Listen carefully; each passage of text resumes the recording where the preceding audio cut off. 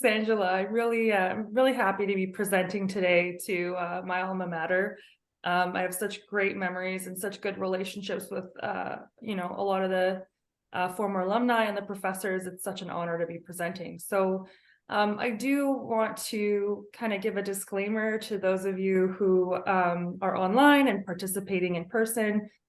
This is really not a scientific presentation. It's really just the railway industry viewed from the eyes of an industrial hygienist. So there's not much to review, but I do want to leave a lot of questions, or excuse me, a lot of time for questions, particularly for students. I've been in your shoes just a short time ago, and I remember having a million questions about what to expect when I hit the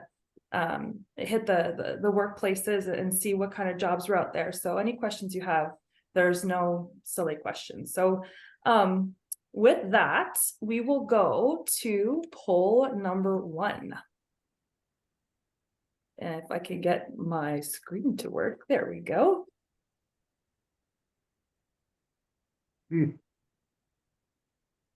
Perfect.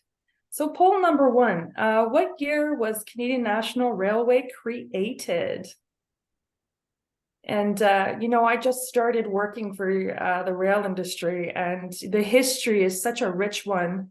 Won't qualify what kind of rich the history is, but there's a lot to be learned and a lot to be understood, from the rail industry. And sometimes the history of it and the years are very surprising.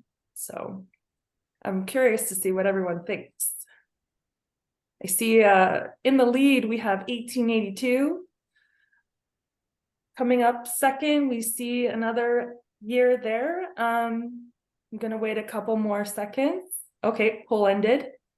And sharing the results. So if you guys can see that, surprisingly, and I pulled some history from our website. So, you're more than welcome to look at our website. We have a really, really good timeline there. But fun fact, so Canadian National Railway, the name as we know now, was actually created on June 6th, 1919. And so those of you, the 18% that chose 1919 are correct. That doesn't mean everyone else was wrong. Canadian National Railway, as we know it today with the name, is what was created in 1919. But prior to that, in 1832, we had the Champlain and St. Lawrence Railroad was incorporated. In 1882, we had the Grand Trunk acquiring Great Western Railway. And then in 1902, we had the Grand Trunk Railway's new headquarters were actually built in Montreal. So lots of history there, not always under the same name. So kind of a quick trick question, but good answers regardless. I'm excited to see that some of you are history buffs. Okay, so going to the next poll. This one's an interesting one. Out of curiosity, how many people do you think that the 2 Canadian railway companies, how many people do we have working for us in North America? Wow, 55,000 coming in high for the win. Close? Maybe? Other ideas coming in? Oh, there's a debate going on out there. Interesting. Very close. So what's really interesting is, we have a lot of railroaders in North America, and hired under the 2 Canadian companies is actually roughly about 35,000 employees we hire. But what's really interesting is across Canada, just for the Canadian operations, I think we're about 15 to 20,000 employees in Canada work for the railroad industry. In North America, that's more like 35,000, but still pretty interesting stat, if you ask me. Okay. So when I first started in the railroad industry, for me, slides are just a little slow. It was really interesting to see, our network of operations, right? We go from one Atlantic province to one Pacific province. So we really go all across Canada. In addition, we go all the way down to the south. So we really perform a T sort of in our network across the Canadian operations. And what I thought would probably be interesting to some of you in the room and some of you online is basically all the railroads we have in British Columbia. So we do have railroads that go through the Rockies. We have tunnels. We have thousands and thousands of kilometers of rail in British Columbia. And so in BC, as of 2022, we had about 2,400 railroaders employed. And I'm just waiting to see what those 2023 numbers are like, because we've been hiring a lot in order to train more railroaders and have more people to support our network.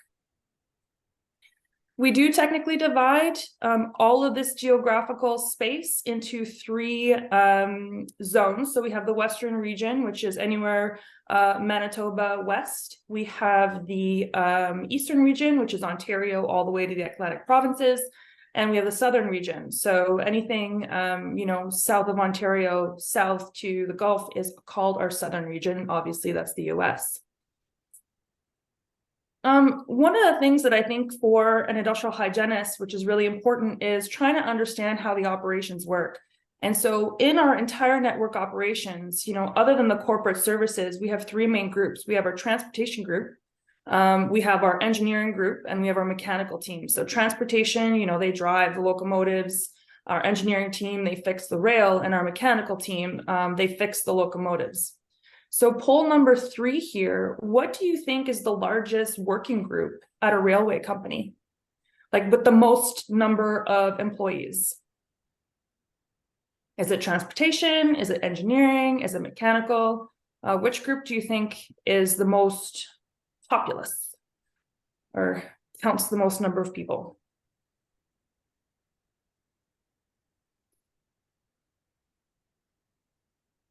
Oh. I'm surprised. You guys know the railway industry, it seems like. Very good. So for the win, we have engineering, which is accurate. Engineering is responsible for maintaining all the rail across the network, in addition to our bridges and our structures. They have the most amount of employees. And then mechanical and transportation, they have employees, but engineering is by far the most populated group in the railway industry. So again, when you're an industrial hygienist and you're starting in a new industry, typically you want to look at, okay, who's working where, what is the structure? So you're going to start developing your similar exposure groups and doing some research and some qualitative assessments. One thing that I learned was, there's a difference between a conductor and a locomotive engineer. So the locomotive engineer is the one that's actually driving the train, and the conductor is the one who's setting the train up. So this individual typically goes in and out of the cab of the locomotive. And then you have your groups that do the long transport. So they'll go from, let's say, Montreal all the way to Calgary, depending on what the transportation, wants to get done. But then you also have the yard crews. And so the yard crews, you'll have the same job titles, but it's not the same job. The yard crew is really fixed to one location. They build the trains that get taken from the crew that travels along the longer distances with it. For the engineering department, it's a massive department. I tried to separate it in a little bit of there's a couple slides here. So the first group we look at is the production gang. So these are really big groups of people that go out there and they operate a various amount of machinery. And they will go and they will fix kilometers of rail at the same time. And these are pre-planned. They have to be pre-planned because there's so many people involved. And you need to make sure that you have all your trades and all your folks set up appropriately with the right, materials and equipment at those locations to fix the rail. So we have anywhere from, crane operators, machine operators, welders, laborers, carpenters, lots of people part of that group. We also have bridges and structures. That's their own group. Anything that touches the bridge, like at the Fraser River, at the Second Narrows, the Ironworkers Bridge, you'll probably see some of our trains crossing those bodies of water. Anything that's bridge related or bridge related, or structures on bridges, like those bridge tender buildings, those all fall under bridges and structures. And then we have our group with signals and communications. So that's anything like grade crossing signals, all the lights you see on the network. Those are really important to keep up and running because they're one of our number one safety controls in when it comes to interacting with the population. Then we have our mechanical department. So we have to fix the locomotives, right? Some of them are really old. We've been around for a long time, and these things, you know, they need TLC periodically. So we have some major yards along the network where we will fix the locomotives. So closer to you guys, we'll have our locomotive repair shop in Surrey. We also have one in Prince George in British Columbia. We have car shops and fleet garages. So that's to fix anything, you know, CN vehicles, CN pickup trucks, things like that. And then we have our wheel shops where we fix all the wheels that go on the locomotives themselves. Again, we have tons of workers that work in these environments that have different exposure profiles. So we'll have the heavy duty mechanics, we'll have the car mechanics. Those exposures, while similar, are quite different. Hostlers is a new term that I learned, is the workers that take the locomotives from outside and bring them inside and kind of move them around so that they go to the right service bays. Again, welders, pipe fitters, boiler makers, you know, a lot of different trades. And again, it's not consistent across the network. A electrician in one of the yards or one of the LRCs might not be doing the same activities as another electrician at another LRC. Garage shop, fleet garages, we spoke about that. Wheel shop. So those are the similar exposure groups that as a hygienist, you would kind of go to this workplace and you try to understand a little bit more about. To add to the complexity of rail and to their work in North America is the fact that we have regulations that are in Canada as well as regulations in the US. So in Canada, we have our Transport Canada regulations and we also have our Labor Canada regulations. Very important distinction because Transport Canada covers anything that's on a moving train versus as soon as anyone comes off the moving train, whether that's our equipment, whether that's our people, they fall under Labor Canada. And so important when we're reading regulations to interpret them properly to make sure that we're following the right standard. In the US, we have the Federal Railway Administration, which covers our transportation employees, so anyone included in a locomotive engineer or a conductor position, and then pretty much anything else falls under OSHA. And OSHA is typically we follow the general construction CFR 1910 regulations. And then we also have marine operations where we get to basically ship things across large bodies of water, like in the Great Lakes regions. And so it's really fascinating which regulations we need to apply, how we interpret certain regulations, and making sure that none of that falls through the cracks, right? Because if you get audited, you want to make sure you're doing the right thing at the right time. Even more interestingly for me was learning about the workers' compensation process for federally regulated employees, as well as for the American side of that work. Depending on the province, we'll sometimes work with the provincial claims groups. And then sometimes it comes directly to us from Labor Canada. So depending on the province you're in, it's a bit different. And it doesn't necessarily work like your typical claims groups like we would in BC, for example. So that portion of trying to get the information from, you know, historical claims or trying to learn from, you know, what we used to see in the past and injury rates or at least you know, the rates that the employer would pay to the federal government, it's a bit more challenging than what you would see, let's say, in a province.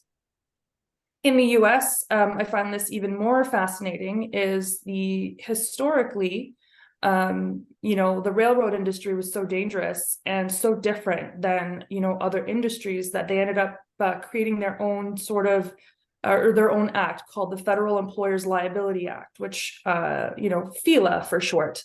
And if you ever speak to someone in the US with regards to the railroad, you'll know that FELA is a really, really important part of ensuring that employers in the US protect their employees, because it's a different act completely than OSHA. We don't really do compensation based on statistics or based on injury claims and rates. You know, everything comes down to the employer really is responsible for the health and safety of their employee from their start of employment to the end. So it's an interesting difference and dynamic.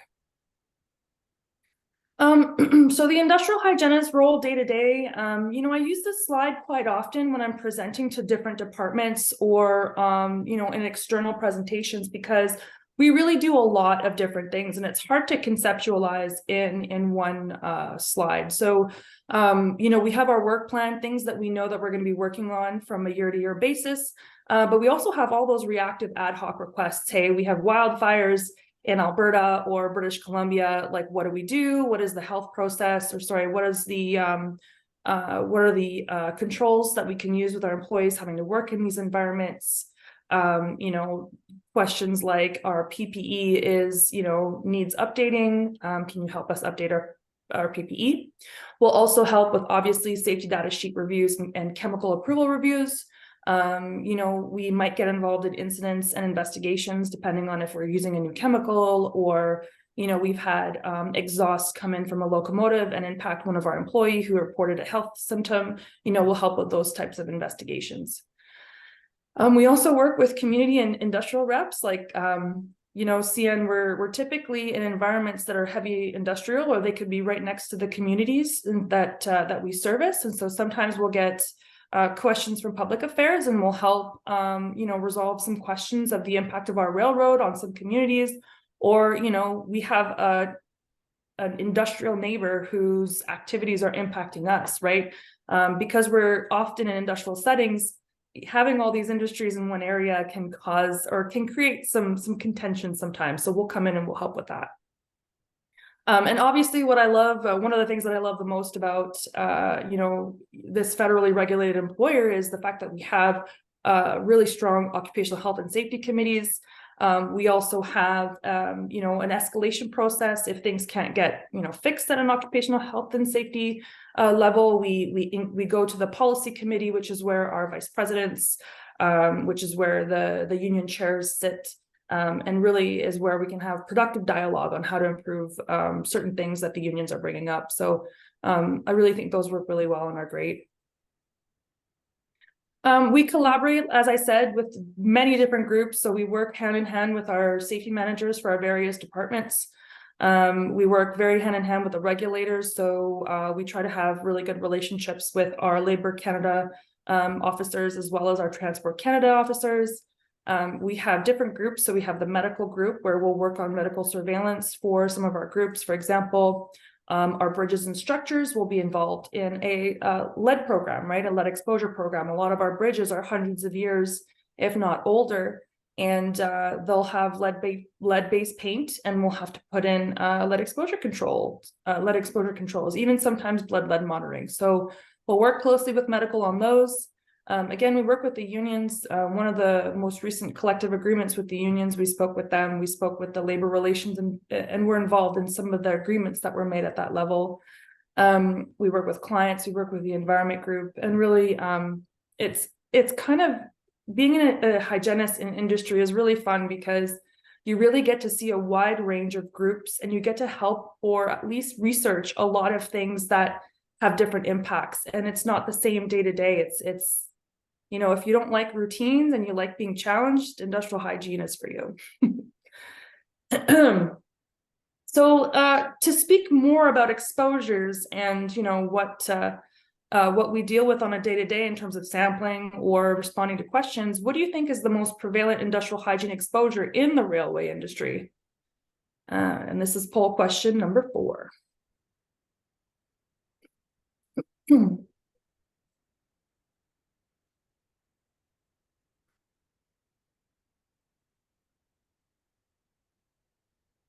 Wow. Really cool. These polls are so fun. They're very interactive. Like, it's really cool to have, direct feedback from people you're presenting to. Good job on that. I think we can close the poll. So noise was the #1 industrial hygiene hazard selected, closely followed by diesel exhaust, which is not wrong. It's very accurate. And so I would argue that while noise is the most prevalent exposure, I'd say body mechanics is probably our #1 risk in the railway industry. Noise is present, but body mechanics affects everyone. And when I say body mechanics, you know, some of you might know that under the term ergonomics. So some of our contaminants that we get to dig deep on and try to understand a little bit better. Obviously, I don't know if any of you have heard about creosote, but a lot of our railway ties, so that's the piece of wood that the railway is attached to, they're soaked in creosote in order for the ties to basically, you know, remain intact longer, and they repel the creosote in the ties repels water. So that's an interesting one that we've been able to do a little bit of research on and answer some questions. All the vibrations, whether that's whole body vibration, hand arm vibration, you know, are really important in the rail industry. You can imagine the equipment that we work with is so heavy duty. I mean, sorry, someone is not on mute. But in the railway industry, very interesting is that everything is heavy duty because 80-pound knuckles, right? That you have to grind down with a really high pneumatic tool. It's massive grinding wheels. It's massive saws. Like it's just everything in the rail feels like it's bigger, heavier, and more intense. So vibration is a big exposure there. Welding fume is one that's, you know, prevalent, and, you know, anytime you have welding, you'll have the risk of welding fumes, and we've done a lot of monitoring for that. Noise, silica, lead, and I'll show you some pictures in the next couple slides. Diesel exhaust is a big one. Obviously, we are diesel powered locomotives, so you can assume inside of our LRCs or inside of our locomotives, sometimes we have diesel-like issues.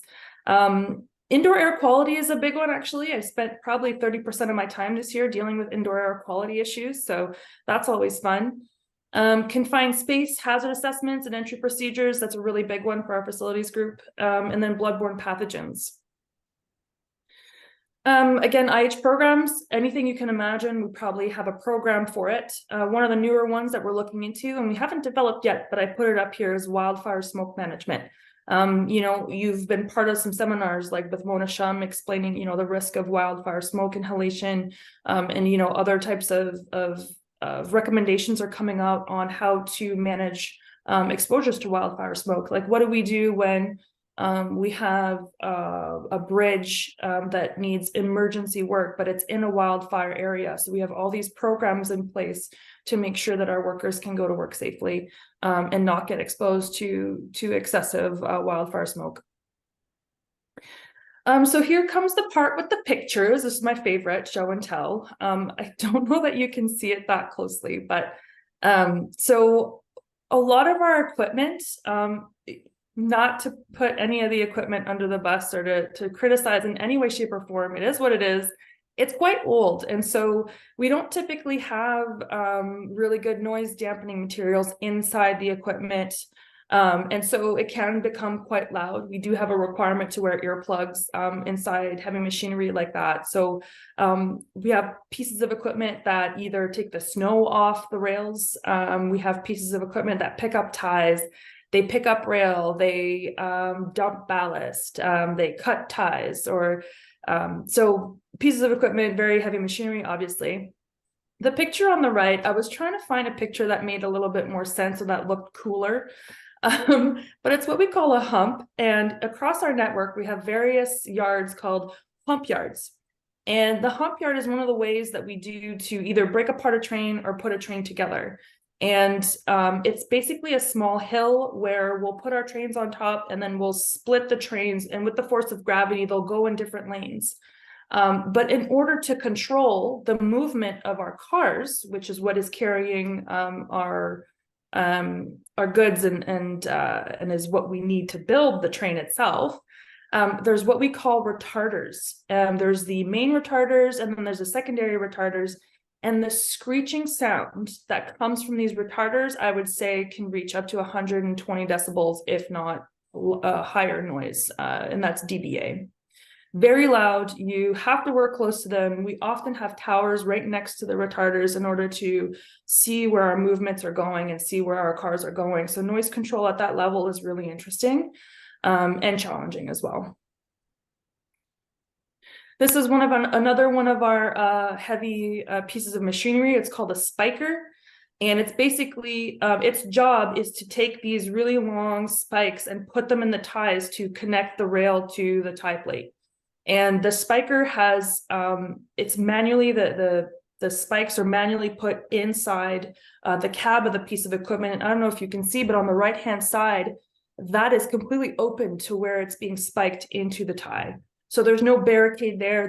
The way the machinery was developed is you can't enclose the cab completely against noise, because you need to be able to put the spikes inside that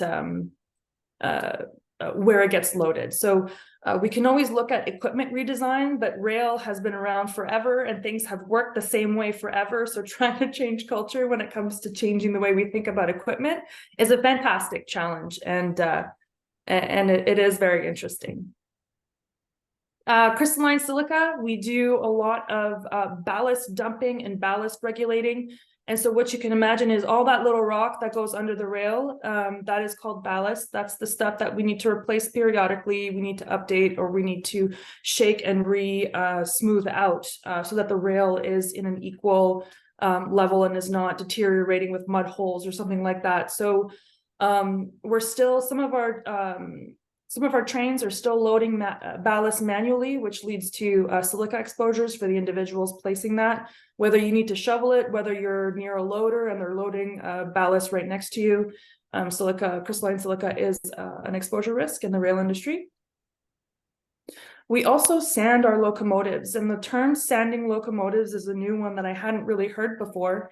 So you can imagine a locomotive, the piece of the wheel is a couple of inches is what sits on the rail. And in the wintertime, more so in the wintertime, a little bit less in the summer, but in order to create friction for that connection to move the locomotive forward and pull the train forward, is we use sand. So each locomotive comes with several hoppers of sand that we need to fill periodically from a bigger hopper. That could be gravity fed, that could be pneumatic fed. It depends on the locomotive repair center, it depends on the servicing bays. And you can get silica exposure by doing that. Some of them you have to stay right next to your hose when you're filling your tank. You can't actually leave the area, you got to stay right there, which causes leads to personal exposures to silica. Obviously, we have programs in place to prevent those exposures. But again, that's another source of silica. Some of you mentioned diesel exhaust in the previous poll. Diesel exhaust, obviously, we're working with diesel equipment. We're going to have diesel exhaust. Most of our locomotive repair centers have really sophisticated ventilation bells that go over the exhaust ports of our locomotives to capture the diesel and to make sure that it doesn't stay or linger inside the shop. So I tried to put a picture here, if you can see, of a locomotive under one of those bell-shaped hoods. A little bit of a better picture, depending on which locomotive repair center you're at, the bells are either shaped differently, they are higher or lower, and they've been proven to be effective in most cases. My number one industrial hygiene exposure is ergonomics, and I'm really sad to say that when I did the Masters of Occupational Health, I did not have the opportunity to take the ergonomics class, and boy, am I regretting it today. Ergonomics is probably, in any industry, probably the number one, risk that is one of the most challenging to control, because we do rely a lot on awareness and prevention campaigns. And it's also pervasive, right? If you never really learned how to move your body in a, controlled and structured fashion, you're used to doing things quickly or, working at odd angles. And in rail, one odd angle could be the difference between you and a permanent back injury. So ergonomics is one of those number one things that we look at and we're working towards improving, whether that's coaching in the field, whether that's a stretching program, coaching at our campuses. We do speak about it a lot, and it is part of our awareness campaigns as much as we can. So if you have the opportunity to take the ergonomics class, I highly recommend it. Speaking from someone who never took it and regrets it today. And then we have our maritime operations. So we do a lot of transport across the Great Lakes. This is one of our iron ore processing facilities in Duluth, Minnesota, on the left, that photo. Iron ore coats everything in red. So I went there, I believe, 3 or 4 months ago, and my safety boots are still red. So really fun times. It makes you have an appreciation for red looking facilities. I'd say iron ore is an interesting one. And then, as I mentioned before, you know, CN has been around for over 100 years, and a lot of our buildings have not been updated. I mean, you can look at that photo on the right and see, you know, it's an older structure. It's being used as a warehouse storage facility because covered storage is key. You might, you know, want to, you know, put a lock and key on a building and not allow anyone in. But the reality is in the wintertime, if you need to work on a piece of equipment, it needs to be in a covered area. So we're still working towards you know, improving the older facilities that are under our responsibility. Poll number 5, and this is the last poll, just to make sure you guys have been paying attention. How do you think we build trains? So, you know, is it by hand? Is it automatic rail systems? Is it hump yards? Is it at home on my train set? Darn it, no one's picking that one. Very good. Awesome. No, you guys did great. I don't think there's the right answer. Actually, that's not true. The correct answer was at home on a train set. Just kidding. You can build them by hand, although that's not really what's you know, mostly chosen these days. It's typically you know, automated with, you have a locomotive and your locomotive pushes your cars towards each other. So typically automated in addition to hump yards. Hump yards are so efficient. You'll look at the number of, you know, long trains. I'm saying, like, you know, hundreds and hundreds of meters long, leave some of these yards, and, you know, they're put together through these hump yards, which it's very fascinating the way that the transportation groups get to put those together. So hump yard, I love hump yards so much, and I find them so fascinating. I just wanted to put a little quick picture here just to show you a little bit what that might look like. So apologies if it's too small, but essentially on the bottom of that photo, you'll see the master retarders, right? Those are the big screechy brakes that slow down the cars when we're splitting them up by group and we're building our trains. And then we'll have smaller retarders later on after that. So that's where a lot of that screeching and that noise comes from.